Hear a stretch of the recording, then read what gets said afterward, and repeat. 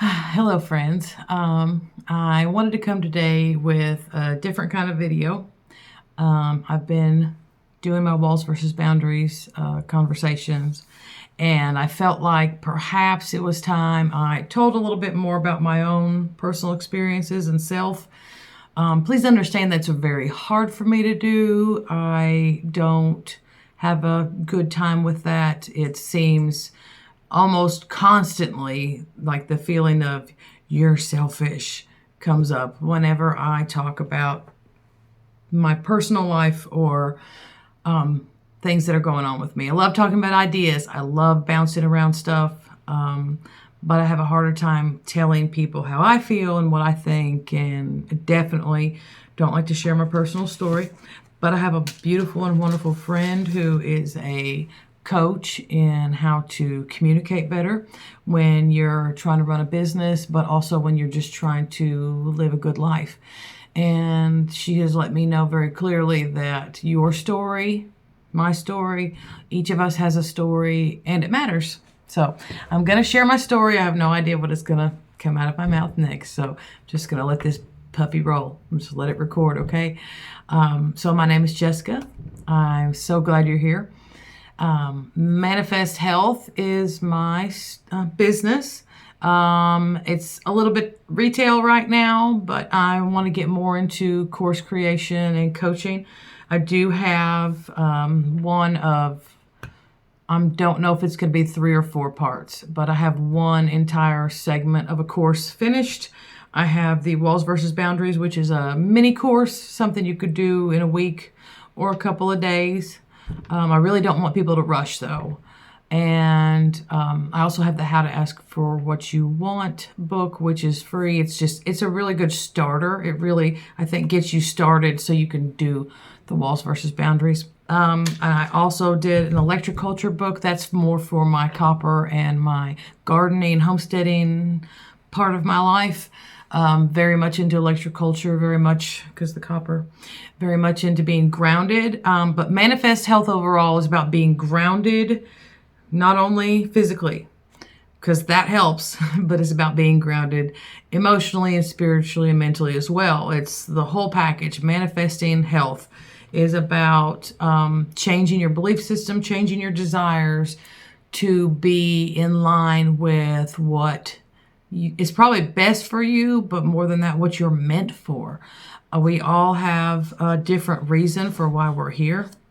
We all have a different reason for why we chose to be here. We can get into all that. But I'll go into my backstory and kind of explain some things, and I would love to know in the comments things you assume about me before I get started, because I don't know what I seem like to you. I may seem very open and cool and doing the more hippie stuff and vibe stuff. This would rock my family's world, I think, if they understood it, because So let's get into the story. I am adopted, and my sister was adopted as well, and she is 2 years and 3 weeks younger than me. So when my birthday comes, hers is the same day of the week, 3 weeks later exactly. And I don't mind. I think it was fun. I think it caused a lot of contention growing up, but so we're both adopted, and we had your, I guess, average parents that were, both career-minded and both educated and doing those things and trying to be successful, live the American dream.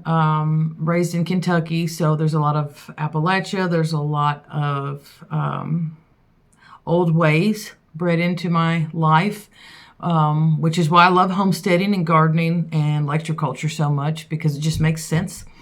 And it fits, and I didn't know that I loved birds as much as I do until we started getting chickens, and I was like, oh my God, I didn't know. I've always loved ducks, knew that, but then I got them, and the chickens and the turkeys, and I've enjoyed it so much. It's truly a passion of mine to have healthy, well-adjusted, easy to handle, all the wonderful things with my animals. So Back to my childhood, though. So I had parents that were very non-communicative with each other and also non-communicative with us. What they did communicate successfully was always very much don't do different than what we're saying. And it's really hard to discuss it because there's positive and negative aspects to that. And my father was really harsh on certain subjects and certain things because I think he thought it was a concern. He had daughters. They were growing up in an ever-changing world. You know, growing up in the 80s and the 90s and 2000s has been a roller coaster ride for a lot of us. Everything changed. My father was born in 1942 and was at the end of World War II and the Great Depression and pre-Vietnam, all of that. So I'm sure the childhood I was going through and the world I was in probably frightened him a lot, but he was showing it by saying you have to be really firm about some things. So disagreeing was not a popular thing in my house growing up. On the other side of that, my mother was extremely religious, and it was definitely used as a control mechanism. Where my father only participated with the church he grew up in, and we actually did travel all the time when I was really little. In my younger years, we would go to his church, and it was an hour and a half, 2 hour drive, but we got to see family, we got to see everybody. It was wonderful. And so we grew up going to my father's church where he grew up because he didn't really want to go anywhere else. And I think a lot about that church was a sanctuary. And I know that's ironic. I'm saying that about a church, but I mean, it was a sanctuary that kept a lot of the, unfortunately, a lot of the religious and church mess out of my life. So I wasn't exposed to a lot of stuff that was really negative. It was very simple and friendly and homey, and everybody knew each other and everybody was family, and so that was nice. But it wasn't a hierarchy or cliquey or anything like that. So that's a little bit about that. Now, on the other side, my mom seemed to always be looking for something that she could not find, and I think that's sad. I have been to just about every denomination of church you can list off. I have been to, everything from Methodist, Baptist, Episcopalian, Presbyterian, Southern Baptist, Catholic, Lutheran, Orthodox. I've been to Greek churches, synagogues, and I have been to Christian churches, then Holiness, Assemblies of God, Pentecostal. So the list is huge. I have been to most of the churches in the area where I grew up. Overlapping religions aren't really a thing. If one's Baptist and another's Baptist, I promise they're a different world when you walk in the door.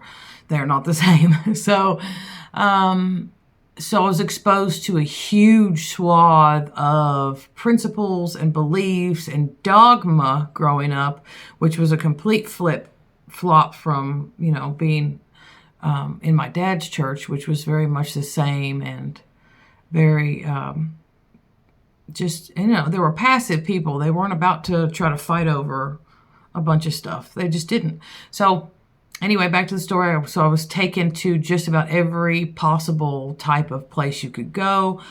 And there seemed to be always a theme, and that was whatever new religious fad we were going to do that week. It was all or nothing, everything in full go. Don't stop, don't think, don't nothing. We're just going to go, and we're going to immerse ourselves so deep and try to get into that. And then it wouldn't take long and it would be, we're never going there again, or they don't understand us, or I just think that they're off, or I got to check in my spirit. And this was a constant throughout my entire childhood, constantly, until the point where just about everyone was not safe. No one was good to be around. She had a check in her spirit about everyone, absolutely everyone. This trickled over into friendships. This trickled over into all of my relationships, family, friends, people I dated, my first marriage, all of it. It was always, she would be so loving and sweet and over the top kind in the beginning of the relationship, but it depended on how much time it took, and usually it wasn't very long, within a matter of a few days or a couple of weeks, she would find something about them that she hated, and I didn't need to be around those people. I didn't need to be hanging out with her. I don't need to be seeing that guy.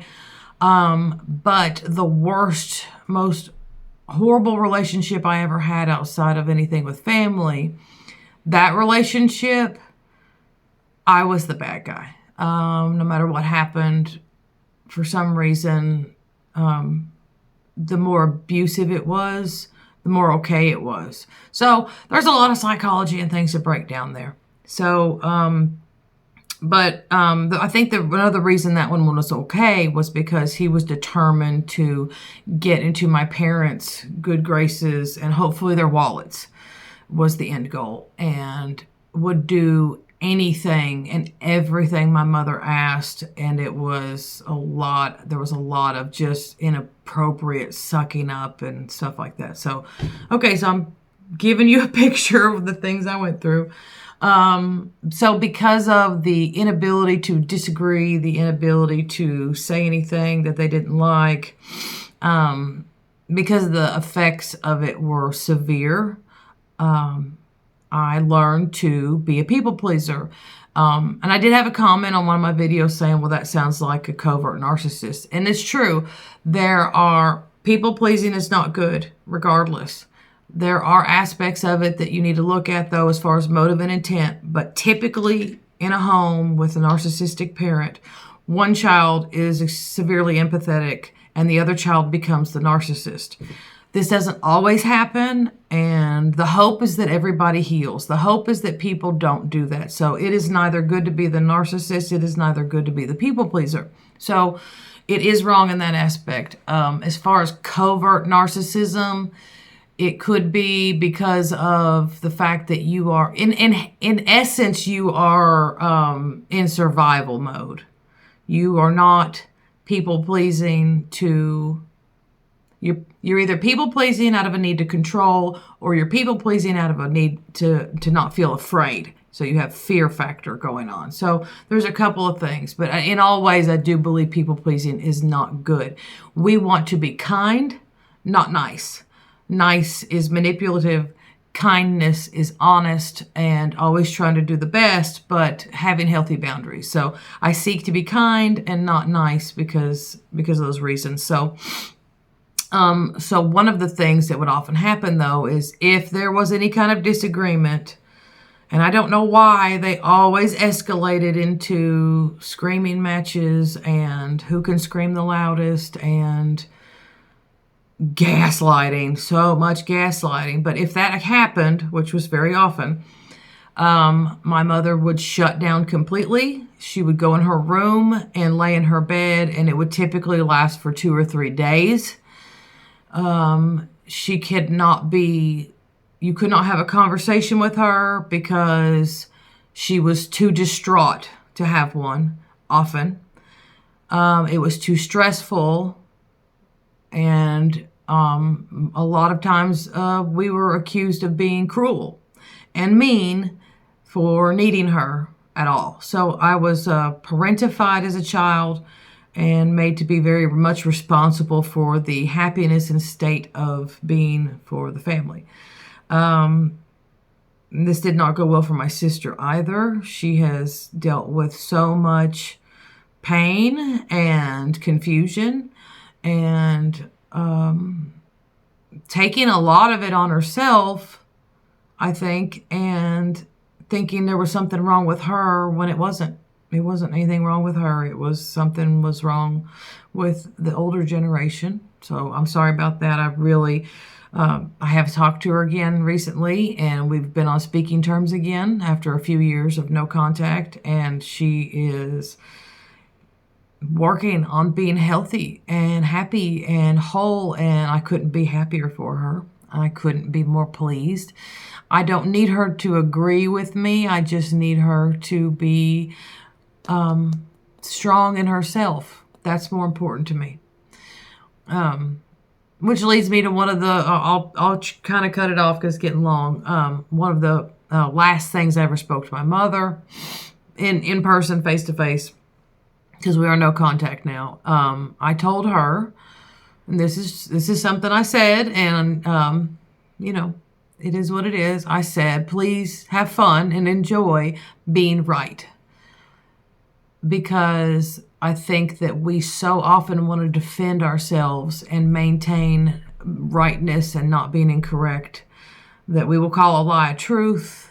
We will deny things. I know for myself, I have a hard time when I get really stressed out. I blank out a little bit mentally. I can't focus on the chronology of things in arguments. And so I have a problem recalling how things happened. It's really difficult for me to say I was wrong. I don't remember it that way. And I legit don't remember it that way. But I don't want to have strife. We don't want to have problems and issues with our family. We want balance and kindness and compassion and empathy and healthy boundaries and a positive outlook on life to be the prevailing feeling. And when things are difficult and hard, the ability to communicate and not judge and point fingers and yell and scream, because sometimes life is just lifing. And you may have forgotten something. You didn't do it on purpose. You may have misplaced something, and you probably didn't do it on purpose. You may have miscommunicated. We all make mistakes, and we all have things we need to work on. But it's better when we're working together, because then everybody's got each other's back. So that's a little bit about my story. I guess that's what needed to come out today, that part of it. And I hope this gives you a better understanding. This is what inspired me and led me to get on my path to having healthy boundaries, and what I went through in getting into manifestation and understanding it. Also finding that it lines up very much with Scripture. And when you know that it's part of what you were built to do, there's an acceptance and a peace in it. There's so much peace in knowing that you're fine. You're living and you're learning and you're going about and doing the things that you feel you need to do. And the only person that should be judging you is you. But let's not go overboard and judge too harshly. Let's just be fair and be reasonable and be understanding and compassionate and loving towards ourselves and have healthy boundaries. And it helps us all to expand out into where we can be a benefit to each other when we are firmly grounded in the understanding that the best friend and the person who loves us most is sitting right here with us. And when we can get there, we can start to have compassion for everyone else, because we are all connected. So thank you so much for being here. My name is Jessica again. I have Manifest Health, and my website is manifesthealed.com, where we do have grounding rods for gardening, copper cups for grounded libations, grounded drinking. Don't put libations in it, just water. And we have copper and magnetic copper bracelets and jewelry and orgone devices to help you get grounded in your physical body. And then you can grab some of the PDFs to read if you want to get a little bit of insight into how to get grounded emotionally and spiritually as well. So Thank you so much for being here, and I look forward to see you on the next one. Catch you later, okay?